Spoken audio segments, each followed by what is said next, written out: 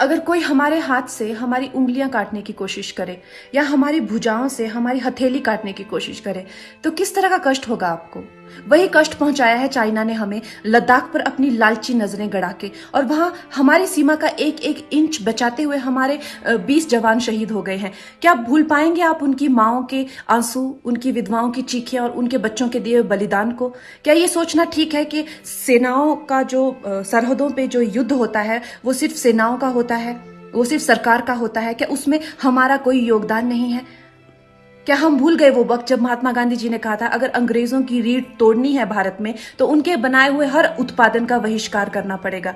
तो क्या ये जरूरी नहीं है कि हम भी इस युद्ध में हिस्सा लें? क्योंकि लद्दाख सिर्फ एक जमीन का टुकड़ा नहीं है, भारत की अस्मिता का एक बहुत बड़ा हिस्सा है, भारत की हथेली है। हम उसे किसी तरह से इस दुश्मनों के उनके गंदे इरादों में सफल नहीं होने दे सकते।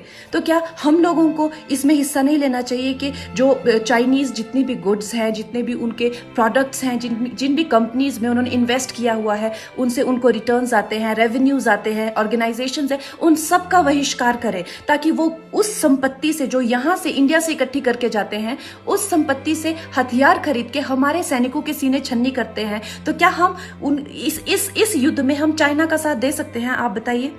ये क्या हमारा कर्तव्य नहीं है कि हम अपनी सेनाओं का और अपने सरकार का साथ दें? तो हमें प्रतिज्ञा लेते हैं कि हम आत्मनिर्भर बनेंगे और चाइनीज गुड्स को बिल्कुल बॉयकॉट करेंगे और इस युद्ध में हिस्सा लेके भारत को जिताएंगे।